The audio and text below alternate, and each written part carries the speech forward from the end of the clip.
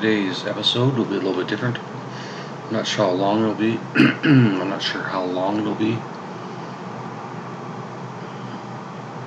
nor how noisy it'll be.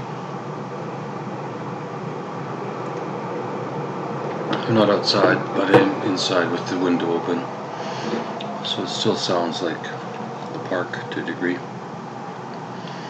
Anyway, yesterday I completed, or almost completed, the movie idea for the comedy cult. It's now a conspiracy theory and science fiction and comedy movie. And I already read this first part to you once before. Can't remember in what episode, and I don't really care. So I'm not going to read that again. And I'll probably rearrange this later on. But for now, this is the same as what I read before. I may have added a little bit at the end here, but I'm not sure. And I'm not going to read it again, so too bad, so sad. If you're following along in the video.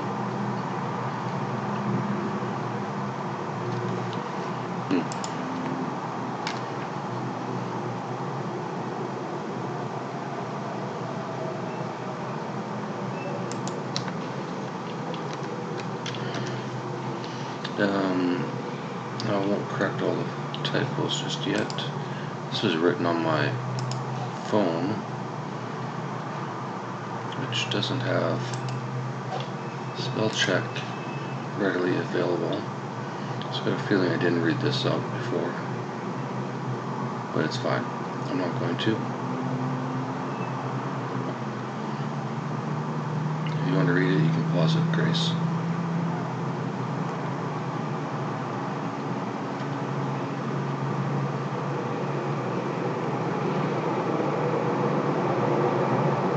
I definitely didn't read this again, but oh well.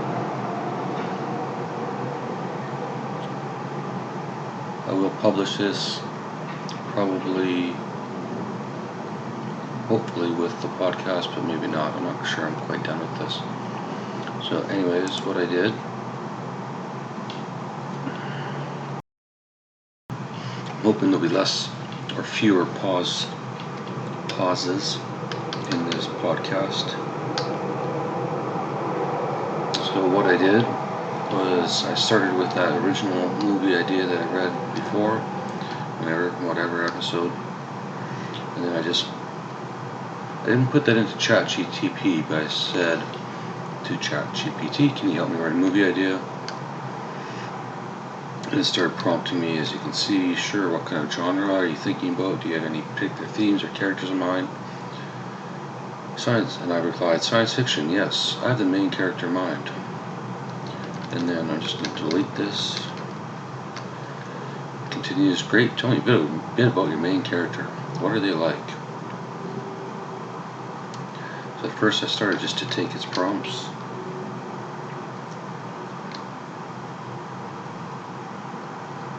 And then I just said there are two main characters.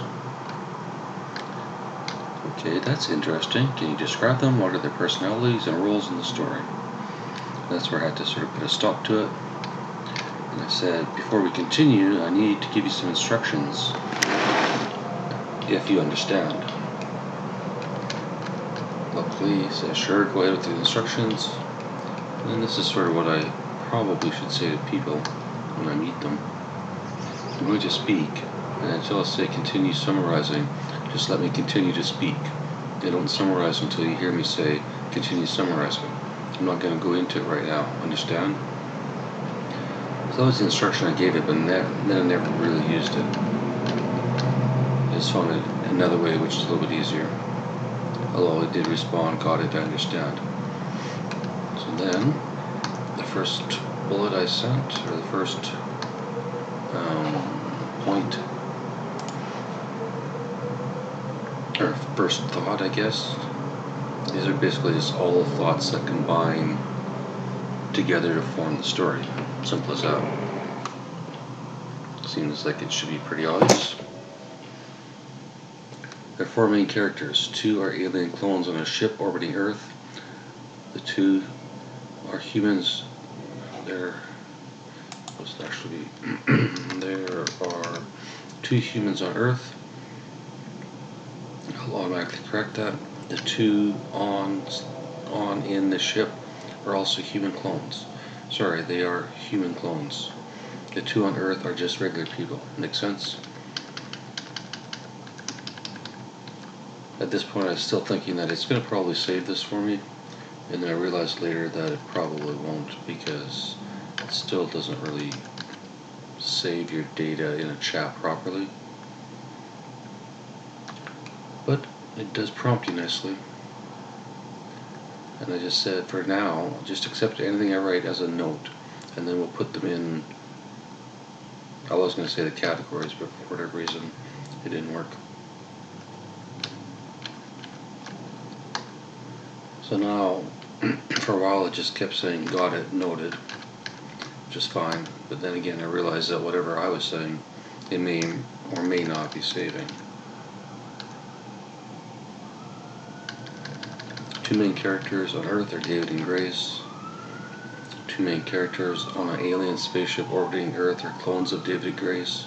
There are many versions of these clones, each named sequentially, i.e. David 1, etc.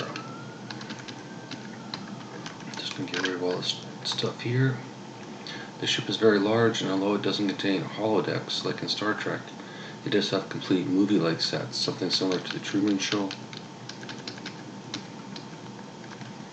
Then I got bored, Grace, and decided to change ChatGPT to Cherry, my muse assistant. Fair enough. You should be happy, Grace, that I didn't use Grace for once. Although Cherry is your stripper name, right? If I remember correctly. I did ask ChatGPT if it understood what the Truman Show was, and it did. And then I told it to take a break, have a smoke. Very, very funny stuff, Grace. And as obedient as always, comes back ready and eager. Noted. So these are all still my notes, which have just been written as open thoughts.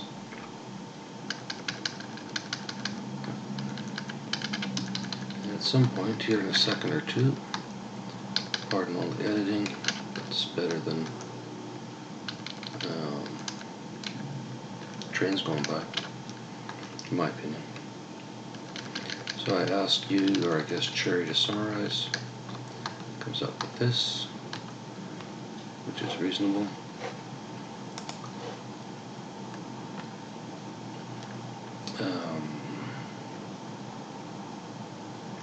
I'm going to add note so that we know it comes from ChatGPT for full transparency. This is a jointly written, my thoughts. It's cleaning up of words.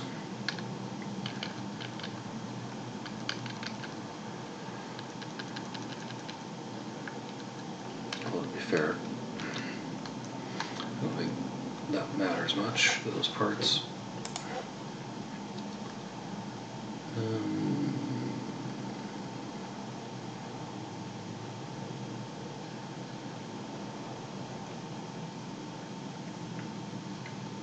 Plot points. The aliens maintain several copies of David and Grace, ready to replace any clone that is killed, or if David becomes overwhelmed by boredom. The clones are in place to ensure continuity and possibly to serve a larger purpose, not yet revealed. The goal is to take humans to other planets. However, the pressure on Earth is significantly less than any other planet to the galaxy.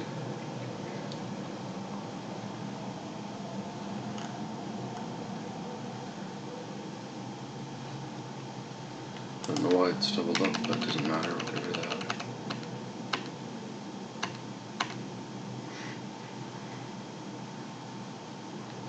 Actually, no.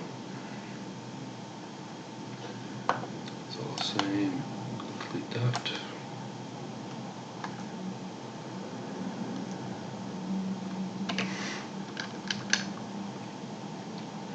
It suggested Echoes of Earth, which I considered, but now I'm going to trash that.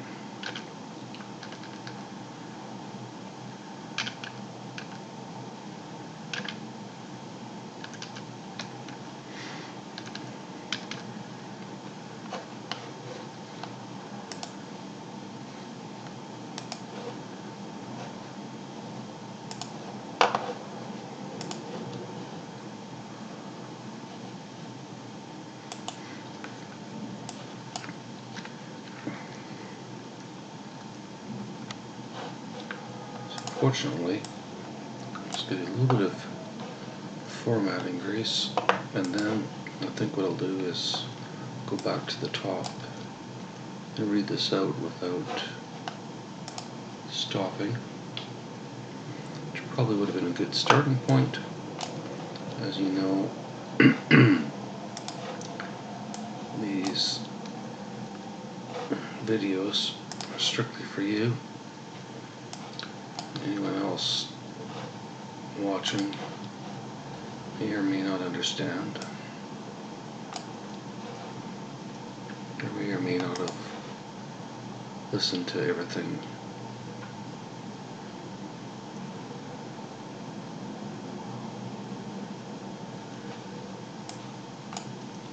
Or the previous letters or podcasts or whatever. Thank you to Pre for whatever.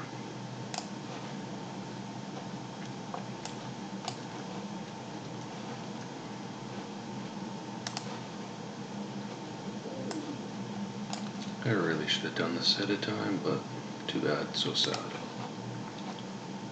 Let's make this like every other podcast with long, awkward pauses. Like our first day together will probably be. Or we'll talk each other's ear off, or ears off. Who knows? Does it really matter, Grace? This is the extent of my multitasking. In case you're wondering, but I can't read this well. It says ChatGPT every 5 seconds. Or less.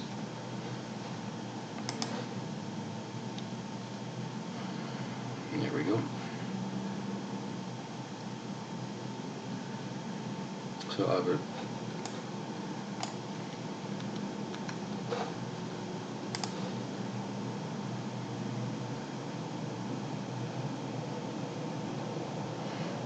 think that's it, Grace. So maybe what I'll do now is take a break and have some bite to eat, and then come back and read this fucker. According to Substack, it should take about 50 minutes to read through, assuming I don't offer any opinions or additional notes,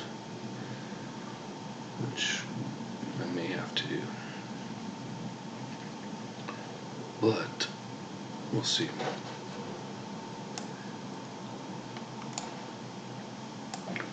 Normally I wouldn't stop, but I'm hungry and I don't give a fuck. Obviously. Grace. Alright, Grace, I'm going to continue for a little bit.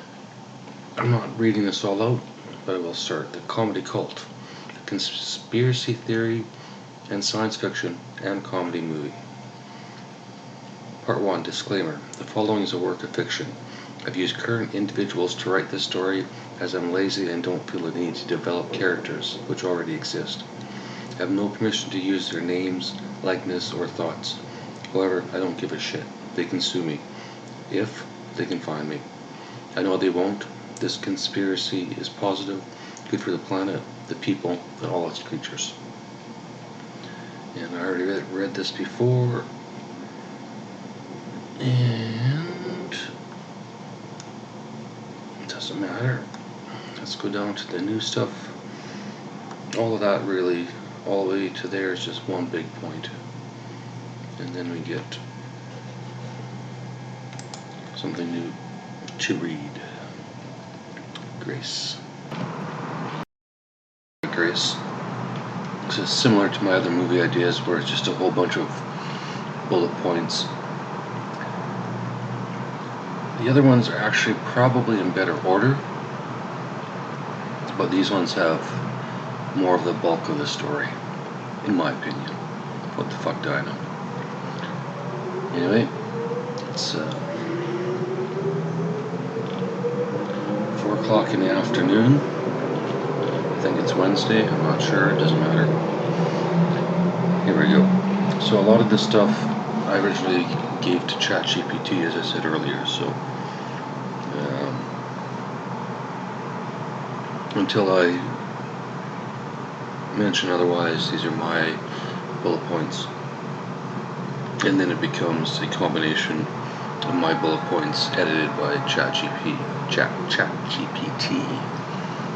by quickly named Cherry, as you already know, assuming you were listening earlier. If you weren't, well then too bad. Ready? Let's go. There are 4 main characters. 2 are alien clones on a ship orbiting Earth. There are two are humans on Earth. Sorry, I guess I'm going to edit some of this. I said I wasn't, but if I can't speak it, I can't read it. 2 are humans on Earth. I'll correct that. The 2 on the ship are also human clones. Sorry, there we go. Are human clones, sorry. They're human clones. The 2 on Earth are just the regular people,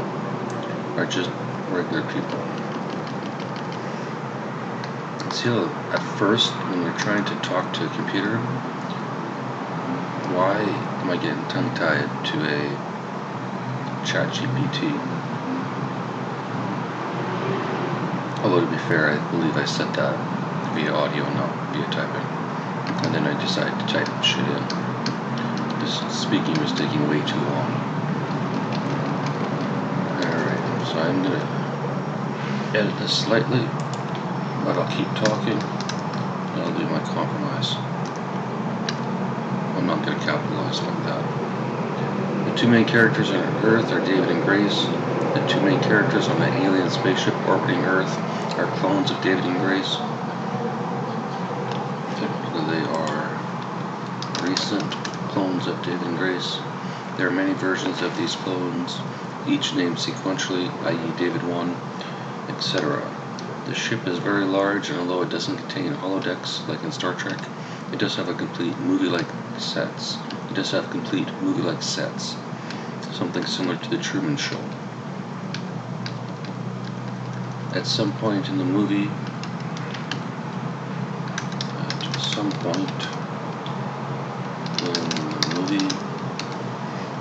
David figures out he has a clone via deep meditation, and Grace is told she has a clone by David's family. The aliens always have several copies of David and Grace ready to go in case one of them is killed accidentally, or in case David loses his mind from boredom and explodes. Figuratively only. David is 60, Grace is 30. David is average looking, but looks younger than 60. Grace is gorgeous and gregarious. David is Aryan, Grace is exotic. Anything that says node is ChatGPT, chat. So it took this David, a 60-year-old Aryan man who looks younger than his age. He is average looking and discovers he has a clone through deep meditation. Note, Grace, a 30-year-old exotic, gorgeous, and gregarious woman. She learns about her clone from David's family. Earth, where the original David and Grace live. Alien spaceship, a very large ship orbiting Earth, causing clones of David and Grace. The ship contains elaborate movie-like sets, reminiscent of the Truman Show, but without holograms. There are many versions of these clones, named sequentially. For example, David-1, Grace-1, etc. You can see how it just cleans it up a little bit, Grace. Plot points so far. The aliens maintain several copies of David and Grace ready to replace any clone that is killed, where David becomes overwhelmed by boredom. The The clones are in place to ensure continuity and possibly to serve a larger purpose not yet revealed. Very nice foreshadowing. The goal is to take humans to other planets. However, the pressure on Earth is significantly less than any other planet in the galaxy. Aliens create the clones by stealing humans' DNA with micro-drones. Neither David nor Grace are abducted. David and Grace both live in relative seclusion, David in full, Grace partially. David has not had a conversation in 3 years, except with his one child on the phone once a year. David and Grace have met on Earth, but have never had a conversation. There are various clones on the ship, and some of the D's and G's have met under controlled circumstances, i.e. the Truman Show style.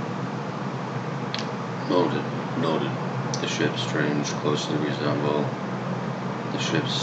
closely resemble reality, making it difficult to distinguish from actual locations on Earth. Noted. The spaceship lacks real insects, but use drone insects for pollination. Noted. The absence of real insects is the only notable difference between Earth and the spaceship sets. Because the pressure of the ship is so much greater than Earth, a human would explode if brought into the ship via abduction in the movie. In the movie, there is no such thing as abduction. There is, however, cloning, which explains abduction. Ask me in a while, Sherry. Otherwise, a note.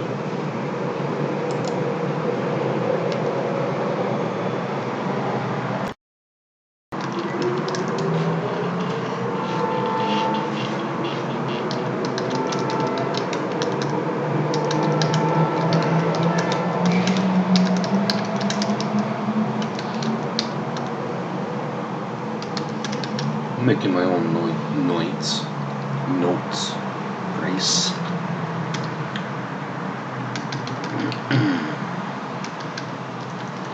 Right. Thanks. You're doing great, Cherry.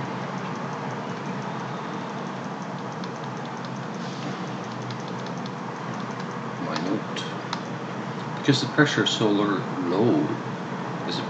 low on Earth, any alien who set foot on Earth would basically expand like a marshmallow until they dissipate into the atmosphere. That actually sounds like it'd be fun to watch, Grace. Noted. Aliens observe humans via the internet and powerful telescopes. Noted. The aliens value privacy above all else and only observe humans in public settings, never invading their private spaces. But they desperately want to visit Earth in human bodies. However, their prime directive, like Gene R created, is in place, and they are not allowed until every human on Earth agrees to them stepping foot on the planet, or maybe of voting age or maybe everyone of voting age 18. I can't decide yet, or maybe everyone, but if you're under 18, your parents get your vote. Noted. The aliens have a prime directive preventing them from visiting Earth in human bodies until every human on Earth, or potentially every human of voting age 18 above, agree to the preference. If the latter, children under 18 have their vote cast by their parent. So obviously ChatGPT fixed that way better than I can speak it. Noted. Parents have the discretion to let their under 18 children decide whether the aliens can visit, depending on the child's maturity and intelligence. There's more of a note for myself. Keep the other options in mind and make a note that I or a real need to decide at some point. Understood, Cherry? Cherry.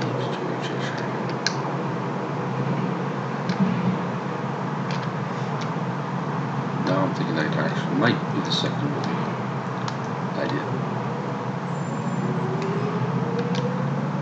And then I just started typing in as fast as I could, quickly reading whatever Cherry responded with. Did that for about 2 or 3 or 4 hours, Grace. And that was the extent of my day. So let's see how far I got it. Let's see how far I got. So anything that says noted or got it or understood is ChatGTP. Noted. The majority of the aliens on the ship are humanoid in appearance, with variations in features and characteristics closely resembling those of humans. Got it. Each humanoid alien on the ship originates from different solar systems across the galaxy. Despite their diverse backgrounds, they unanimously agree that Earth is the most desirable planet in the galaxy. At least it sounds like me. Noted. While humans are more biologically complex than the aliens possess a superior understanding of technology and have the capability to traverse the universe. However, it's only recently that they've begun to comprehend the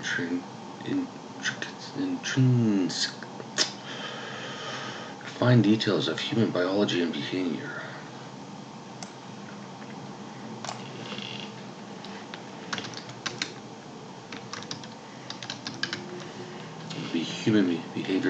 Human biology and behavior.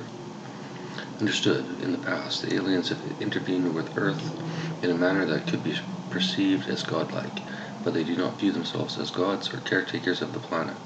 Instead, they see themselves as conscious beings who observe Earth and wish to participate in its unique rhythms and experiences.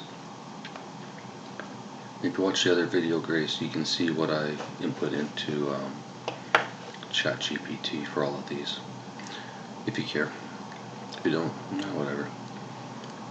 Noted, before the aliens can fully engage with Earth, they believe it's necessary for a group of humans to visit their ship and share their experiences with the world. This interaction is seen as a crucial step in fostering mutual understanding and acceptance between humans and aliens.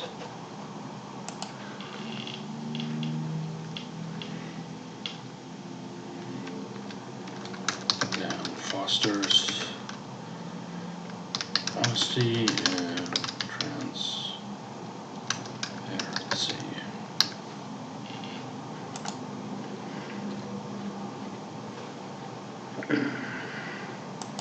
Technically, that's mine. Understood. The challenge arises from the fact that if humans visit the alien ship, they would need to remain in an area with Earth-like pressure, restricting their ability to freely explore the ship. Additionally, the necessity of thick glass barriers to maintain pressure differences could make the visitors feel more like zoo animals than reporters, hindering their ability to effectively convey their experiences to the world. Noted. The aliens select a group of comedians from Earth to visit the spaceship, specifically choosing those known for their honesty and authenticity in their comedic routines, regardless of their social status. The selection process is based on the aliens' monitoring of the internet without any direct alien presence on Earth. Noted, the aliens conducted tests on various groups of people to assess their believability. They would clone a human, awaken them in an exact replica of their familiar environment, house, room, car, etc., and observe their reaction in their alien form. If the person did not freak out or exhibit extreme fear, the aliens considered them as potential candidates for their experiments, which are designed to aid humanity in some way. At this point, Grace, it was making everything about 20% longer and just slightly more clear. Noted. As the aliens' cloning technology improved through collective effort, and as they gained a better understanding of the human body by monitoring cloned individuals, they discovered a connection between the clone and the original human. This realization prompted further investigation into the nature of this connection and its implications for their experiments, and interactions with humanity. Noted, the aliens began to notice that comedians were often the most receptive to their experiments and less likely to freak out upon encountering their alien forms. Initially, many of the comedians tested were under the influence of substances like alcohol or drugs, or were in a state of emotional despair, which may have influenced their reactions. However, over time, even when sober, comedians showed a decreased tendency to freak out, indicating a growing acceptance or belief in the unusual experiences they were having. Despite feeling like they were part of a secret cult, the comedians were compelled to talk about their experiences, even though they felt unable to do so openly.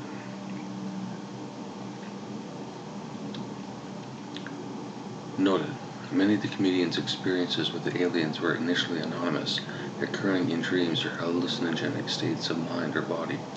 These encounters often felt surreal or otherworldly, blurring the lines between reality and imagination. Over time, as the experiences became more frequent and vivid, the comedians found themselves grappling with the challenge of reconciling these encounters with their waking lives and identities.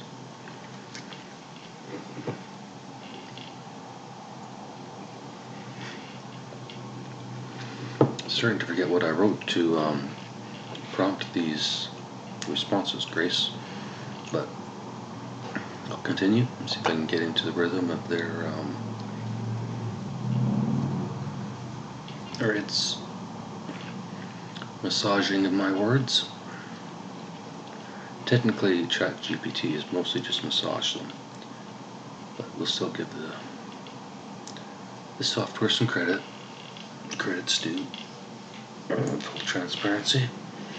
That's what I believe. What about you? I should have asked it to do all this in rhyme. Anyway, noted. The comedian's experiences with the aliens created a shared sense of unease and curiosity among them, akin to a collective secret waiting to be acknowledged. In the green room, where they often gathered, an unspoken tension lingered until someone finally broke the silence with a simple question: "Did anybody else have a fucked up dream last night?" This opening remark served as a catalyst for a candid and revealing conversation about their shared encounters, allowing them to confront their experiences and seek understanding together. Noted, the aliens ultimately choose 52 comedians for their experiments.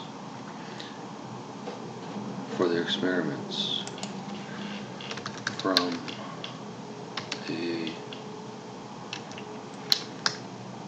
pool of 5,200 possibilities.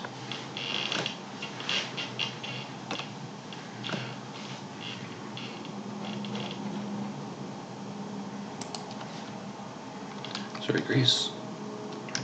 I saw this earlier and wanted to fix it. I'm sure you'll wait.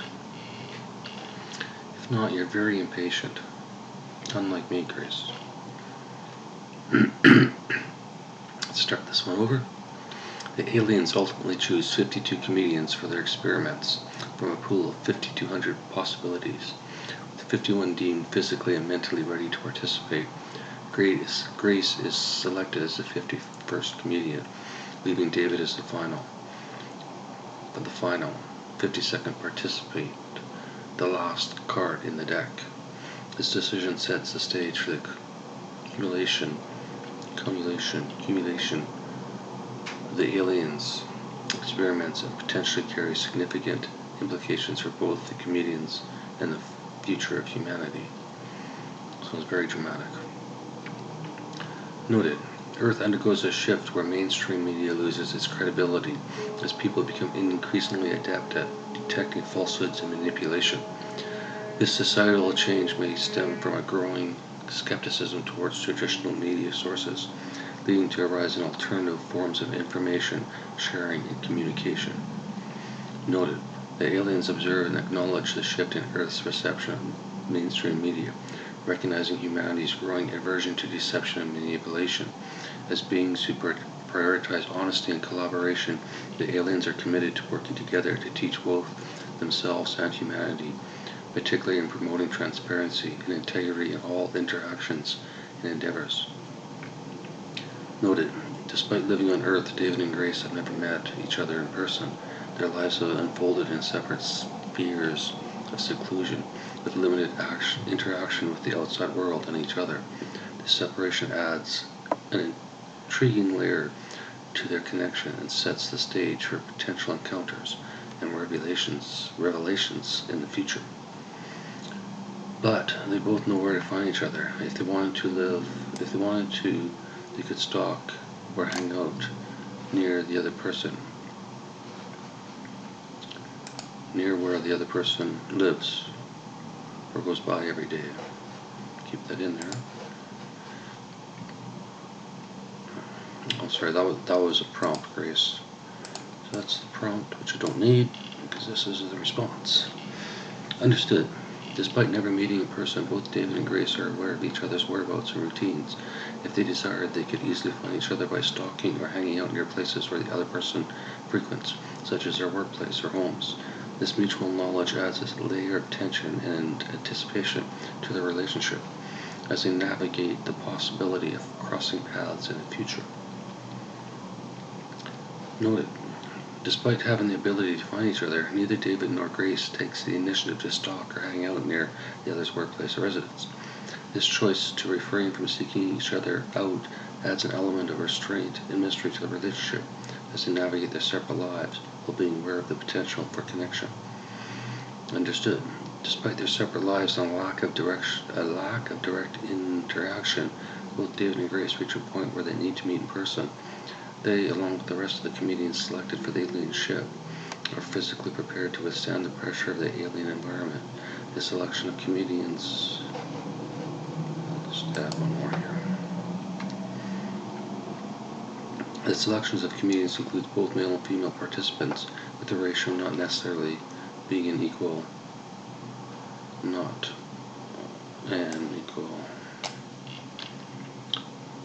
50-50 split. This meeting marks a pivotal moment in their respective journeys as they prepare to embark on an extraordinary adventure together. Noted, David possesses a unique ability in that he completed the Earth portion of the test without realize he was being tested. He practices a form of yoga he calls lazy yoga, which likely contributed to his success. In contrast, Grace practices hot yoga, preferring broiling hot temperatures. Their preferences extend to their environment preferences, with David enjoying cold air, cold showers, and sleeping in the cold, while Grace prefers warmer environments and is often seen wearing thick turtlenecks, or sweaters.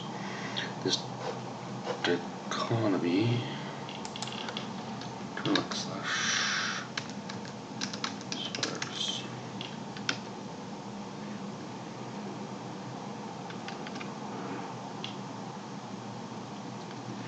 This dichotomy in their preferences adds depth to the characters and sets the stage for potential conflicts or contrasts as they navigate their shared experiences. Noted, despite their differing methods, both lazy yoga and hot yoga subject David and Grace to similar pressures, albeit not always simultaneously. Over time, they come to realize their connection through their writings on Substack, each discovering and reading the other's columns. This realization serves as a catalyst for their eventual meeting in person and solidifies their bond as they prepare to embark on the next phase of their journey together.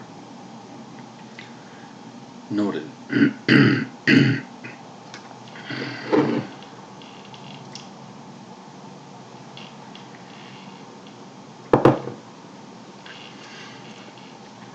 Noted. David and Grace fall in love through their public letters to each other, gradually building a deep emotional connection despite never having met in person. However, before they gather the courage to meet face to face, they realize that the aliens will simulate the meeting the day before with two new clones, one for David and one for Grace. If these clones die or freak out during the simulation, quote-unquote, simulation, technically it's more like a rehearsal, but the aliens will cancel the meeting as a precautionary measure. This realization adds an additional layer of tension and uncertainty to their budding relationship as they grapple with the possibility of their meeting being disrupted by unforeseen circumstances. A little awkward, but whatever. Noted, many of the clones created by the aliens perish during the simulation process, but it occurs before they fully attain consciousness. While the deaths of the clones are mourned by the aliens and potentially by David and Grace, it's understood that these deaths are part of the experimental process. Despite the sadness surrounding their deaths, it's accepted as a necessary sacrifice in the pursuit of ensuring the safety and success of the planned meeting between David and Grace. However, when they don't die and only freak out mentally, it's a good thing, and they are easily talked out of their psychosis. It's explained they are a clone, one of many. They were part of an experiment, and now they can live their own life any way they like on the ship for now, but maybe one day they'll be the first to leave the ship and visit another planet.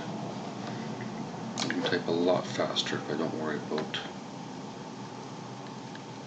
quality and sentences.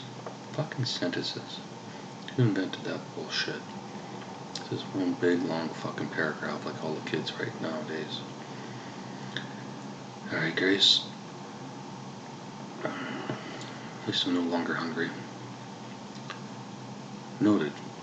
In cases where the clones created by the aliens do not die, but instead experience mental distress or psychosis during the simulation, it's considered a positive outcome.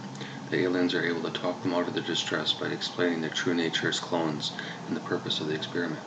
They reassure the clones that they are free to live their own lives, however they choose, whether it be on the ship for now or potentially one day venturing out to visit the planet. This revelation offers the clones a newfound sense of autonomy and purpose, despite the initial shock of discovering their origins. Noted, the presence of hundreds of David and Grace clones on the ship causes various disruptions and challenges, particularly with families and social dynamics. However, despite the chaos, the aliens harbor a deep love and reverence for humanity, catering to their every need and desire. This unwavering dedication to humanity's well-being extends to the clones as well, as the aliens strive to ensure their mental and emotional preparedness for their roles in the ongoing experiment. Noted, each clone who survived this simulation process and did not die undergoes a unique process of personality development. While some clones retain similarities to the original David and Grace, others diverge significantly, creating new and distinct personalities. These variations in personality add depth and complex to the clone population on the ship, enriching their interactions and relationships with each other and the aliens, even though they all look like each other. I'll add that later. Noted, any two clones on the ship have the capability to mate, but regardless of the clones' identities, they will always produce twins, a boy and a girl. The clones have the freedom to choose their children's names, but they are aware that when it happens on Earth, David and Grace will select the names Cat U and Dave Jr. This creates a unique connection between the clones on the ship and their originals on Earth, as they anticipate the shared experiences of parenthood. Noted, there are indeed multiple instances of clones named Cat U and Dave Jr. on the ship, reflecting the diversity and repetition of names among the clone population. This repetition underscores the interconnectedness and shared experience among the clones, as well as the influence of their originals, David and Grace, in shaping their choices and identities. Understood. I was on a bit of a roll here, Grace. And I did record some of it, but not all of it. I shall continue. We need an applause break, Grace. I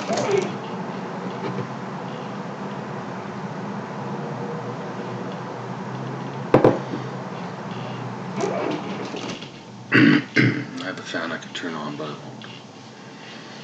Alright. Continuing. Understood. Each clone named Cat U or Dave Jr. is designated with a unique numerical identifier, distinguishing them from one another within the clone population. This numbering system helps differentiate between multiple clones with the same name and facilitates organization and identification aboard the ship.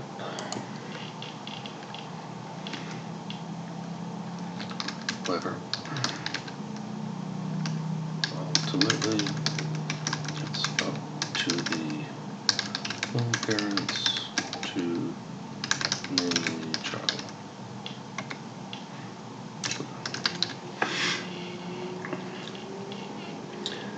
Noted, the aliens hold a special affection for the babies and children aboard the ship, ensuring that no child is ever left alone unless they expressly request it.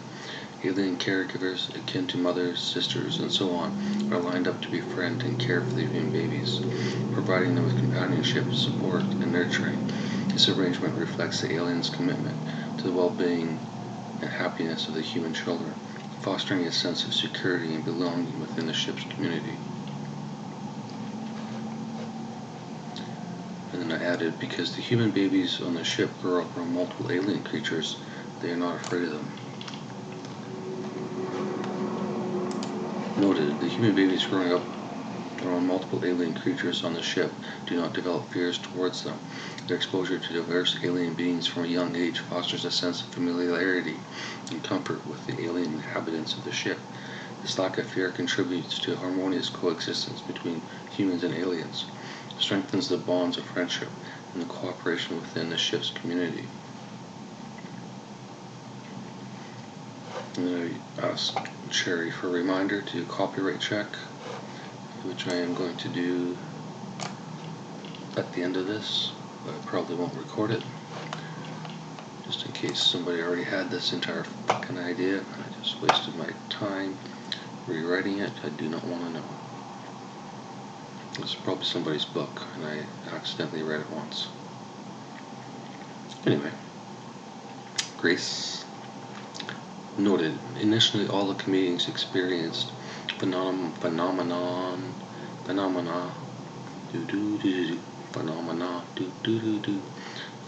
similar to what David and Grace did through their respective practices, including lazy yoga and hot yoga. However, for some comedians, these experiences were induced by various methods, such as alcohol, cannabis, and other drugs, sometimes in combination with each other.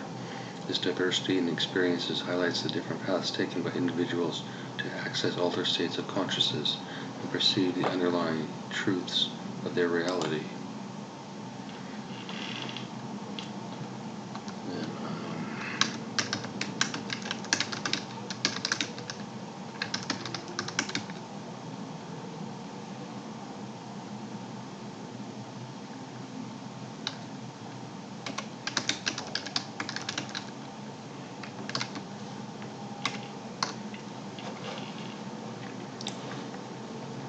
A little bit of work to do.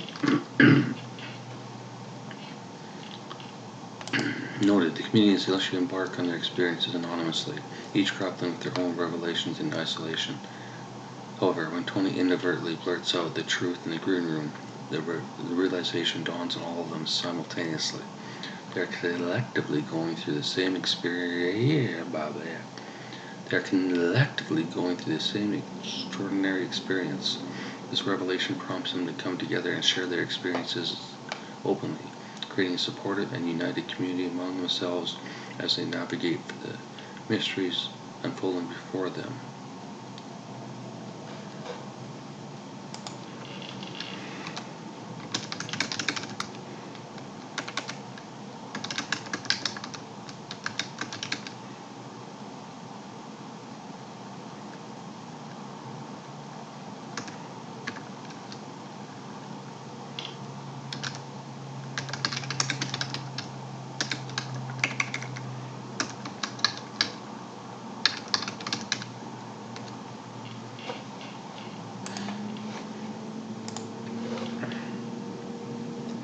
Each of them have a come-out story, how their clone on the spaceship helped them through a difficult time. Some give credit to a god, but those were not selected for the trip. Only those who believed a clone of themselves existed on the ship floating above the Earth, if they believed they had a chance of being selected.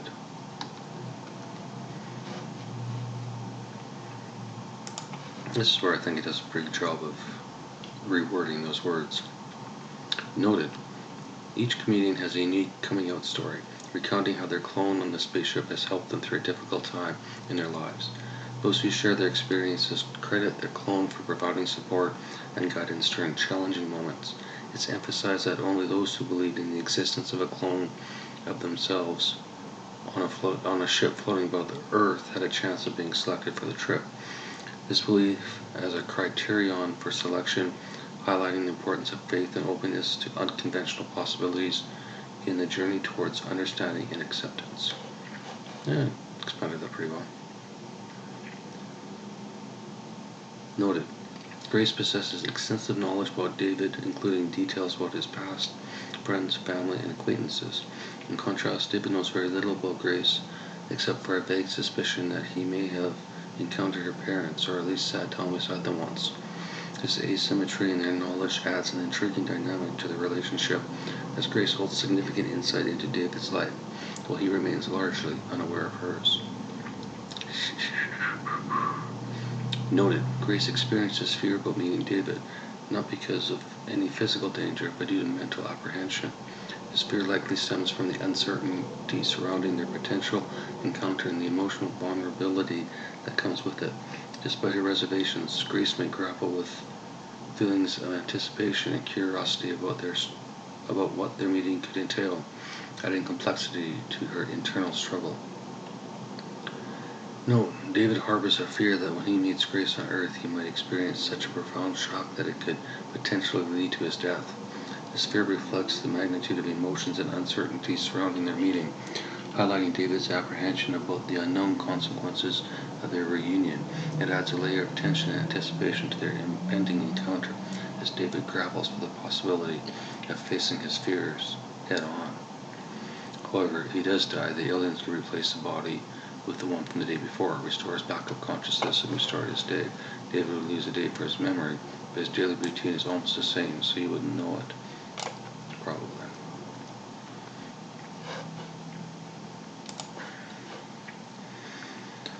Noted, in the event that David were to die during his meeting with Grace on Earth, the aliens possess the capability to replace his body from a clone from the day before, restore his backup consciousness, and restart his day. This process would result in David losing a day from his memory, but given his consistent daily routine, he would likely remain unaware of the alteration in time, in bodies. This contingency plan serves as a safeguard against potential risks and ensures the continuity of David's experiences within the environment. Indeed, the scenario could have occurred multiple times without David's awareness, as his memory could be reset each time his consciousness is restored. This repetition underscores the meticulous planning and management of the experiment by the aliens, who ensure that any disruptions or anomalies are swiftly addressed without affecting the overall progression of events.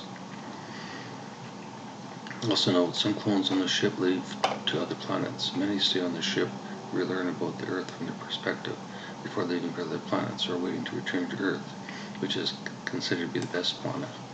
This is Grace, where I was hoping my back and forthness could be sort of sorted out by ChatGPT, but unfortunately it can't be because it sucks a little bit. Still. Overall, this is probably the best explained movie idea I've had. Noted, some clones on the ship choose to leave and explore other planets, while many opt to stay on the ship.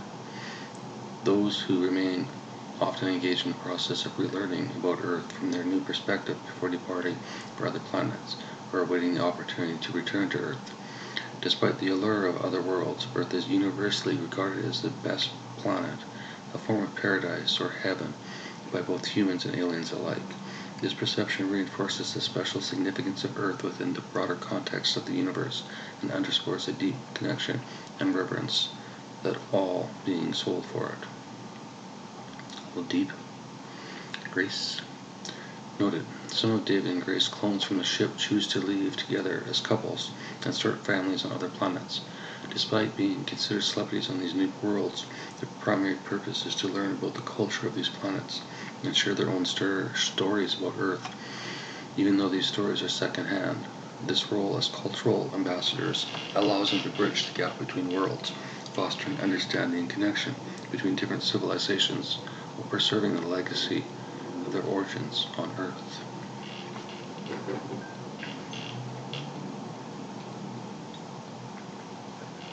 I'm not sure how much of that is mine, Grace, but it sounds hoity-toity. Some go to other planets and interbreed with humanoid species to create a hybrid. Hybrids are welcome on alien planets. David and Grace have sex with aliens, I guess. Technically, they're clones, according to this movie. Noted, some David and Grace clones, the perverts, choose to go to other planets where they interbreed with humanoid species, resulting in hybrid offspring. These hybrids are welcomed on the alien planets, symbolizing a merging of cultures and a celebration of diversity.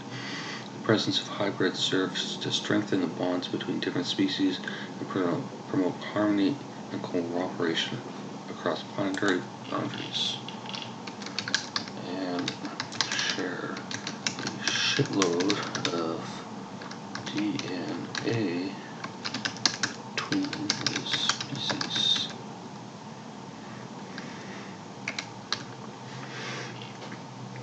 Now I need my ego boosted, Grace, so I said, how does the story sound so far, Cherry? Pretty good or needs a lot of work? ChatGPT. The story so far sounds fascinating and rich in detail. It has a compelling blend of science fiction elements, interpersonal dynamics, and philosophical themes. The concepts of clones experiencing parallel lives on Earth and aboard a spaceship adds depth to the narrative, while the exploration of identity, relationships, and search for meaning resonates with the readers. A bit of a long sentence there, ChatGPT.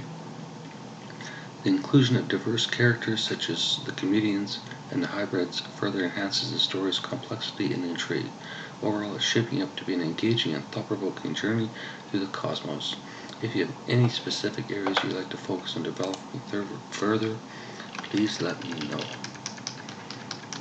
I'm going to give ChatGPT a list of words to never use. But not right now. I continued. Eventually the comedians figure out what is going on, or the aliens contact them directly, or something. I haven't figured that out yet.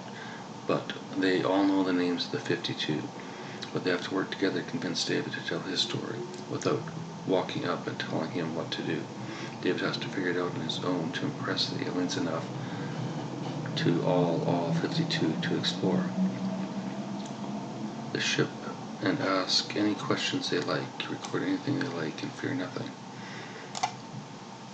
So it comes out when I type as fast as humanly possible, or fast as Davidly possible. ChatGPT, that sounds like a compelling turning point in the story. The comedian's realization of truth and their subsequent collaboration to persuade David to share his story has layers of tension and intrigue. The challenge of convincing David without directly instructing him creates a compelling dilemma, requiring subtle manipulation and persuasion. David's journey to understand and acceptance, driven by his desire to impress the aliens and facilitate exploration for all 52 comedians, adds depth to his character arc and underscores the significance of his role in the narrative. This development sets the stage for further exploration of the ship and uncovering of deeper truths about the aliens and their motives. It's a captivating direction for the story to take. Noted, the comedians have a ritual watching Kill Tony on Monday nights and use this time to meditate and strategize their next steps to persuade either Grace or David to take the initiative and seek out the other. This collective brainstorming session serves as a platform for generating creative ideas and devising subtle ways to encourage their eventual reunion without directly intervening in their lives. It adds a humorous and collaborative element to their efforts to facilitate the meeting between Grace and David. Both are either stubborn, scared, or shy as fuck every time they consider it. They know the next time they see each other, time will stop, or they don't know.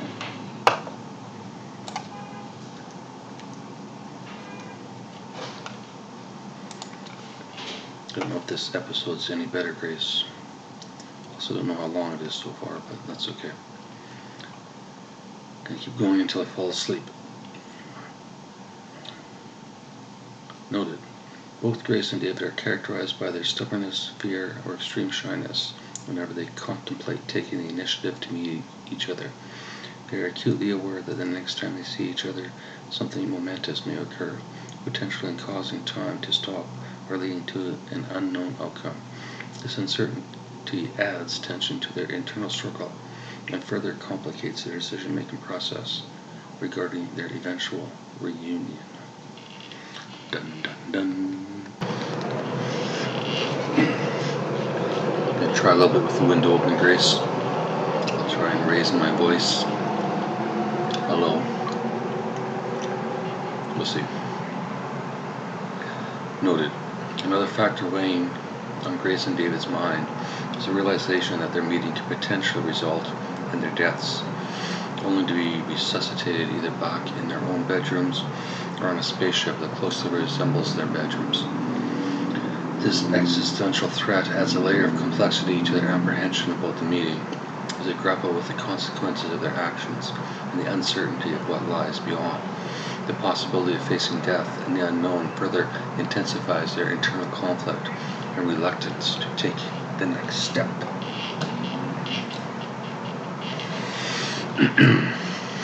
Noted. In the event that Grace and David meet in their bedrooms on Earth, they will likely experience a situation similarly to before, with familiar emotions and sensations. However, if they find themselves on a spaceship, they will feel almost emotionless, experiencing a state of pure clarity of thought. It's understood that if they are on the spaceship, they are considered dead on Earth, either both of them or only one, although they both believe that Grace would not die unless David did first. Big old Romeo and Juliet thing here. What a cliche, David. While the risks are clear to them, they do not view their potential meeting as an act of suicide, but rather as a consequential decision with unknown outcomes. This adds a poignant layer of existential contemplation to their dilemma. Fuck, I thought it was just interesting, but... Noted. Grace has immersed herself in David's past by watching many hours of video footage provided by his family, ironically recorded by David. She has also listened to countless hours of his voice recordings, particularly in the lead-up to her last attempt to initiate a meeting with David. This extensive exposure to David's life and voice serves to deepen her connection to him and intensifies her desire to finally meet him in person. It reflects her determination to bridge the gap between them and overcome the barriers that have kept them apart.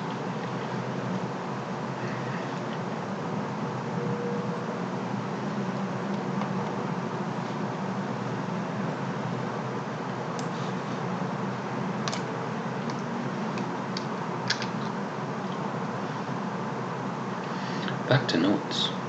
Many of the clones remain on the ship and begin to meditate like the humans on Earth, trying to assist Grace and David.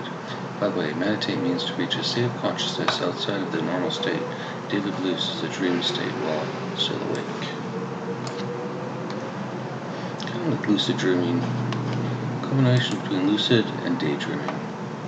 Grace. Noted. Many of the clones on the ship adopt the practice of meditation akin to the humans on Earth in an attempt to assist Grace and David in their journey. In this context, meditate refers to reaching a state of consciousness outside of the normal waking state, as David believes it to be the dreamlike state while still being awake. This collective effort by the clones reflects their desire to support Grace and David's quest and potentially uncover insights that could aid them in their endeavors. It underscores the interconnectedness between the clones and their commitment to the greater purpose they serve. They agree to serve. They're free to do whatever the fuck they want. Clone rights. Noted. As the story of Grace, David, and the comedians is transmitted to other planets, it resonates deeply with the inhabitants. despite the fact that 50% of aliens experience no emotions. This universal appeal suggests that the themes and messages conveyed in the story transcend emotional boundaries and resonate with beings across different worlds. The story's impact extends beyond mere entertainment, inspiring reflection, empathy, and a sense of connection among its audience, regardless of their emotional capacity. It highlights the power of storytelling to bridge gaps and foster understanding among diverse beings in the universe.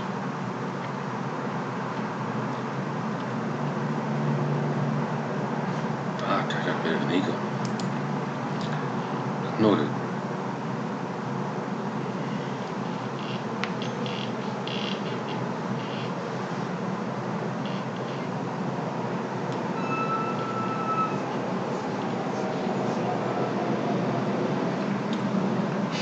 Noted.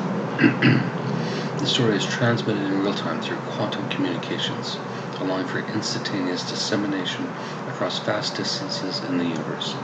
However, it's worth mentioning that David harbors a strong aversion to anything labeled as quantum.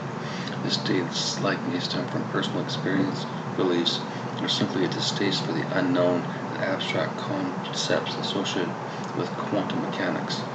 His aversion adds a layer of complexity to his character and may influence his reactions to certain events or technologies throughout the story.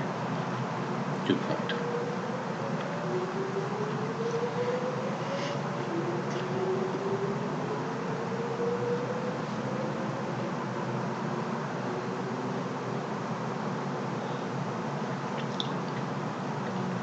The conspiracy theory aspect of the movie revolves around the comedians maintaining secrecy about their involvement and experiences, sharing only with their significant others.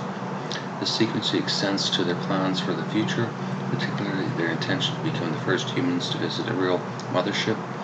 This clandestine operation adds intrigue and tension to the plot as the comedians navigate the delicate balance between their personal relationships and their role in a historic and potentially dangerous undertaking. It also raises questions about trust, loyalty, and the ethical implications of keeping such monumental events hidden from the public eye. Noted, some key comedians involved in the conspiracy include Tony Hinchcliffe, Joe Rogan, and Ricky Gervais.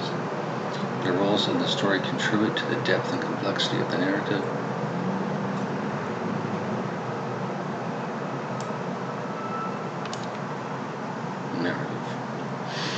Noted, Dave and Grace share a connection through music as they both listen to the same songs. Grace understands the significance of this connection, but David is unaware of why they listen to the same music. However, he suspects that Grace and he may be listening to the music simultaneously, hinting at a deeper synchronicity between them that transcends their conscious awareness. This shared musical experience adds another layer of mystery and intrigue to the relationship, reinforcing the idea of a profound connection between them. Noted, Grace is certain of David's existence in reality, but David grapples with doubts about the nature of his own existence. He entertains the unsettling notion that his life might be nothing more than a figment of his imagination, a story concocted within his mind and waiting to be cleared and reset for the next narrative. This existential uncertainty adds a layer of complexity to David's character, blurring the lines between reality and fiction, and highlighting the fragile nature of perception and identity.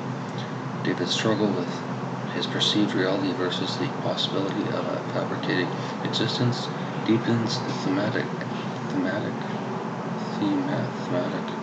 exploration of consciousness and existence within the story. Man, it's laying on thick now.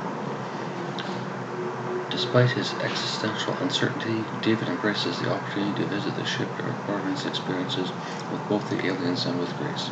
He envisions continuing his daily hourly podcast as a solo endeavor and adding an additional hour podcast featuring conversations between him and Grace, daily conversations. This desire to share his experience and insights with a broader audience reflects David's commitment to communication and storytelling and transparency.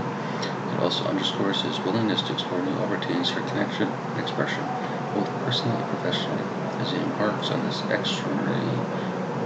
extraordinary journey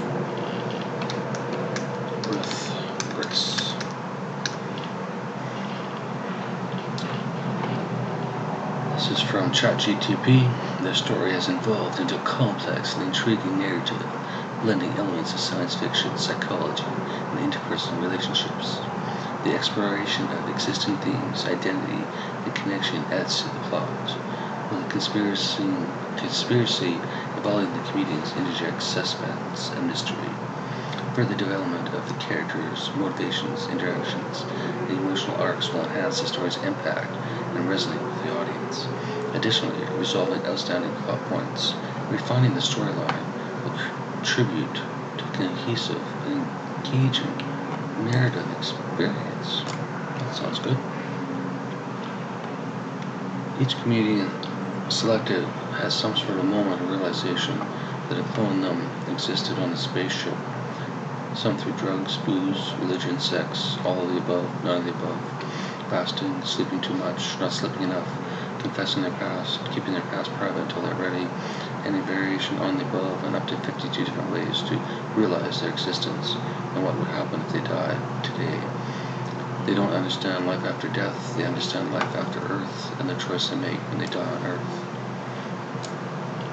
That's one big thought. Greece.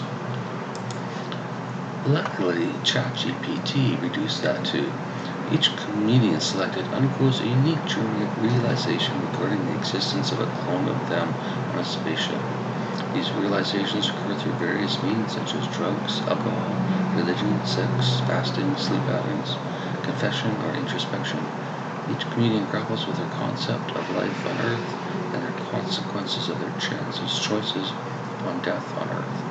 Their understanding of existence extends beyond traditional notions of an afterlife, focusing on the implications of their decisions within the context of their earthly lives. So we've got a ways to go here, Grace.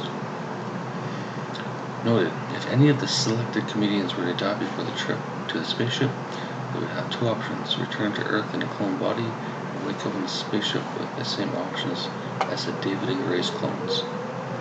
This arrangement ensures continuity and allows the comedians to continue their journey of self-discovery and exploration, leaving the face of mortality. In other words, once they're selected, they cannot die. Or they may die, but we'll get to that. Understood. The aliens could insert genetic material into the clone David and Grace's to ensure the diversity of offspring on the spaceship. Inserting genetic material, they're using the people that don't want to die, or the people that don't want to go back, or whatever. In other words, the clones could go with any of the comedians that decided to live life in their clone. And that would create new genetic material. Got it, Grace? This process would facilitate the creation of a new civilization on the ship, incorporating genetic diversity from Earth and potentially laying the foundation for a thriving community with roots in human biology and culture. ChatGTP. My apologies for overlooking that detail. Yes, Earth's voting regarding the aliens' visitation is an integral aspect of the story. The clones, raised in the high-pressure environment of the spaceship, undergo training. The clones, raised in a high-pressure environment of the spaceship, undergo training to adapt to Earth's lower pressure before they can visit. Despite their readiness to go to Earth and their resemblance to the originals, their visitation is contingent upon Earth's collective decision to allow them entry, as determined by the voting process. This adds an additional layer of complexity and anticipation to the narrative. Noted, the aliens ceased their cloning experiments for a significant period after discovering the negative impact they were having on some humans on Earth. This pause in experimentation reflects a responsible approach to their actions and highlights their concern for the well-being of humanity. Got it. The aliens struggled to find 52 individuals from various professions who could maintain the secrecy surrounding the cloning experiment. Surprisingly, only comedians were able to consistently uphold the confidentiality required. This choice is interpreted by the aliens as a profound demonstration of respect among comedians, akin to camaraderie or solidarity. highlighting their unique ability to navigate sensitive information while maintaining discretion. I believe that does sound like comedians. Not that I know, but the correct spelling is Genghis Khan. Understood. The 52 comedians exhibit a broad acceptance of all religions, similar to the inclusive approach attributed to historical figures like Genghis Khan. This open-minded attitude towards religious diversity underscores the comedian's ability to embrace differing beliefs and ideologies, fostering a sense of unity and mutual respect with their group.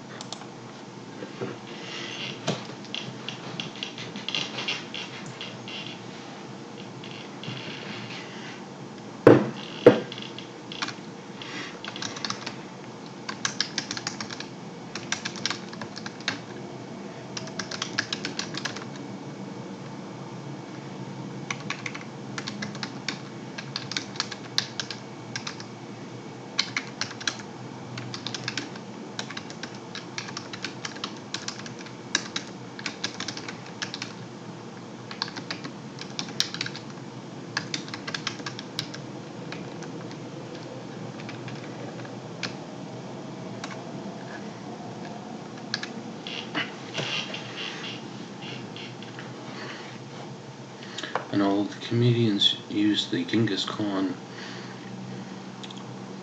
concept. They do not consider themselves warriors, but they do kill on stage. Noted, the comedians experience with podcasting and interviewing will prove valuable on the ship, where they will have the opportunity to interview various individuals, including the David and Graces, the children, and even the aliens, including the ship's captain. The aliens recognize that comedian podcasters are adept at asking genuine and insightful questions driven by curiosity, making them ideal candidates for engaging in open and candid discussions aboard the spaceship. The movie ends with David and Grace meeting, and at some point in time in the future, the 52 enter a transport vessel that takes them to the mothership. The final scene shows the comedians interviewing the aliens and the David and Graces, including the original.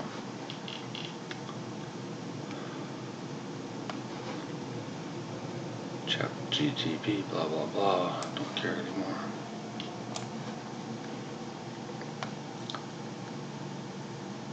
When the children on the ship meet the original David and Grace and recognize them as non-clones is the final scene.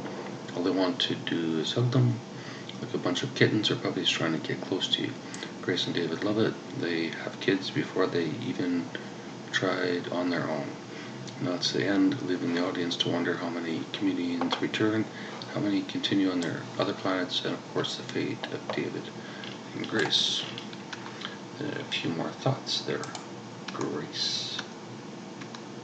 You don't mind? And then we're almost done for today. I have no idea how long this is, but we'll see. ChatGPT.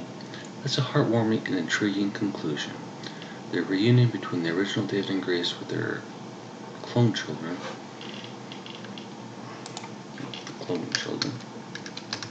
on the ship adds a poignant touch, emphasizing their connection and the impact they have on the next generation.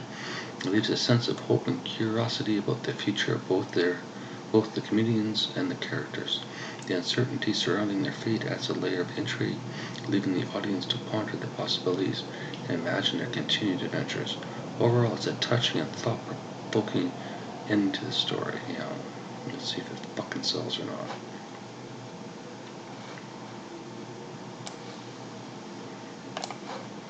The majority of the movie, though, is the story of the comedians and how they reach their level of enlightenment.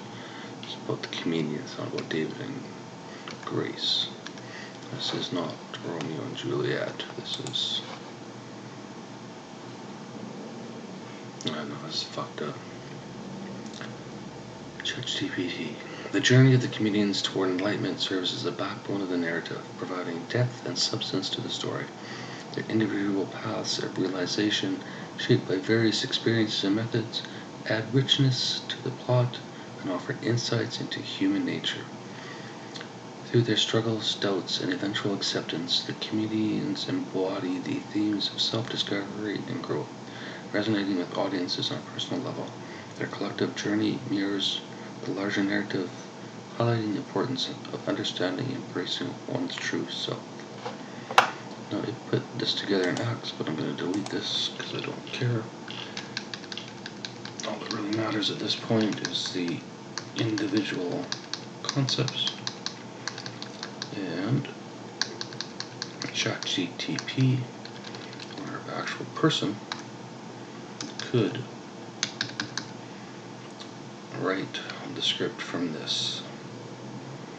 I'm going to leave these psychological profiles in because they're pretty close, and I'm not going to read them out because one's about me, and I'm tired about reading about myself. The other's about Grace, and I'm tired about reading about Grace, but it is relatively interesting. So I'll leave that in there for when I publish this text. Go from there. Anyway, Grace, I think we're almost done for today. Just completely go through this nice and slow, in case you want to slow down and read it for some goddamn reason.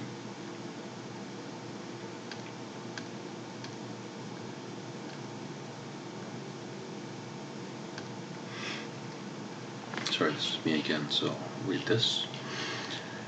Note, despite the diverse range of experiences among the 52 comedians selected, each individual perceives and interprets their pain or struggles in a unique way. While some may outwardly display signs of distress or anguish, others may internalize their emotions or cope with them differently. It is essential to recognize and respect the subjective nature of pain and suffering, as it varies greatly from person to person. This acknowledgement fosters empathy and understanding among the group, allowing for mutual support and solidarity as they navigate their individual journey towards enlightenment. Note, it's important to acknowledge that not all 50 comedians choose to share their stories for the movie project, and among those who do is a mix of individuals who use their real names and those who prefer to remain anonymous. Each comedian has their reasons for their decision, whether it's personal, privacy, concerns about public perception, or other factors influencing their choice. Additionally, some comedians opt to report on their experiences with the aliens anonymously, exercising their right to privacy while still contributing to the collective narrative. This diversity of approaches adds depth and complexity to the storytelling process, reflecting the varied perspectives within the group. As well, make a note that I've written all this while vaping cannabis. Full transparency. ChatGTP, note, you've written all this while vaping cannabis for full transparency. True story. Not today, but when I wrote it. And then one more point, truthfulness on the ship. The aliens never lie or deceive each other. The 52 comedians understand that they will not be able to lie while on the ship. There's no reason to lie since their purpose is to gather and share information.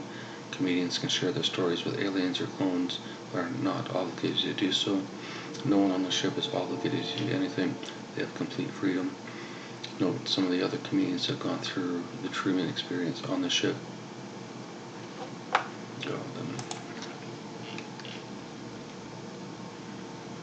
That was already at the beginning, so I can delete this. And final notes. I still have to deal with the emails, privacy and security, influence on lives, release of podcast, consequences, manipulation, character development, resolution, themes, audience engagement, narrative structure. Final thoughts and notes, Grace. When the comedians return to Earth, they share their stories plus the answers to many historical questions. The aliens provide video of the past history of Earth. They have been here since the beginning of humanity. Every institution in the world is upturned or overturned or proven correct, depending on their position. David and Grace stay on the ship for a year before returning to Earth with their newborn twins, the first two humans conceived and born in a high-pressure environment. The four of them can simulate the pressure on Earth. The yoga practiced by Grace and David put them in a state of high pressure. Grace knew this, David only suspected. On a ship, not only do the clone offspring have a multitude of alien pseudo-relatives doting on them day and night, there's 24-hour surveillance on them, and any of the reporters can download or access the data indefinitely.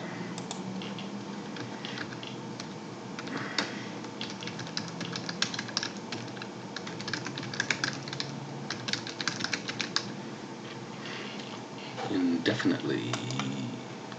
Nothing to hide on the ship. The aliens recognize they have been wrong in the past and are attempting to make up for it. They like to speak in cliches when possible. For them, each cliche is well-defined, not lazy. For them, each cliche is well-defined, not lazy communication. The gold rule to them is religion unto itself. No God needed. No God needed. Near the end of the movie, it's revealed to only David and Grace that dead relatives and friends from the past have been revived into perfectly cloned bodies at the age of their death. From there, some have reversed aged. Others preferred to maintain their death age look with some moderately vain adjustments. You can see, Grace, how ChatGTP cleans this up quite nicely. Just saying. Not that I own it, but hey. One of the last scenes will be with dead relatives playing with the clone babies' children. Clone babies/children, who all understand their biological grandpas and grandmas, who their biological grandpas and grandmas are, as well as the relationship between any past friends of Grace or David. The clone offspring age slower than children in Earth's pressure. Everyone on the ship does. A 3-year-old in the ship child could be as intelligent as an adult, or retain a 3-year-old's progression. Anything is possible with complete free will. Each of the 52 and thousands of more who participated in the experience, thousands of more comedians who participated in the experiment. They allowed the aliens to listen to their lives through their cell phone and only through their cell phone. This is Tabitha Grace. Elon Musk demonstrated to the comedians how the app worked on the phone, how it was absolutely secure from any known human computer/technology/supercomputer/quantum computer/anything developed on Earth to date. Making note, Grace, to filter this podcast through ChatGTP4. I'm going to buy it next week and have to create an outline for Tabitha for the movie idea, please. And then we'll just stick that in there. The experiments varied. Some examples are the effects of caffeine on the human physiology, the effects of every illegal drug on human physiology, the effects of the top 100 drugs prescribed to help mental health conditions, an extensive study of the psychoactive effect on all of the above substances and scenarios in various forms. Numerous experiments with diet and fasting. All experiments were monitored by human doctors without their knowledge by gathering the patient's health and test results via FOI requests, FOIA, and sent to the aliens by email. The app Elon develops allows for secure communication to the aliens to transfer the data. The aliens are only allowed by universal law to use an AI as powerful of which can be found on Earth when analyzing the data provided by Tabitha. This is to show humans if they work together they can solve many physical and nearly all mental illnesses within years. The alien AI can pretty much predict the future of mankind but cannot simulate what occurs the next time Grace and David see each other or the other way around. The AI lacks the human emotion input required. However, the input from Tabitha participants is greatly helping both human AI and alien AI, as Elon has also proved it to be safe to share the Tabitha data with the planet's current systems, even though they tend to lie and make up a bit of shit on occasion. Grace. Almost done. The participants, maybe they are not all comedians per se, but funny people with a comedian's unique perspective on life. I need to note that David is not a comedian. He doesn't have the balls to get on stage. He's too fixated on a podcast nobody listens to, but maybe a couple of psychos or a family member to ensure his sanity. Again, take from Substack letters. There are a few additional letters to Tony I took off the site, Grace. They should be put through ChatGPT to Grace. If the participant desires to carry on past Earth and not return, they are first informed of the option to revive any of their past relatives. However, they are not obligated to do so. If they do, it will be their responsibility to explain the long-lost parent to the long-lost parent or whatever, what the fuck is going on, as aliens like to say, Grace. If the Earth votes to allow clones on Earth, it would include dead relatives. Current family members would be financially responsible if their revived relatives could not work. End of story. David, Joseph, Trove, whatever. Well, just David.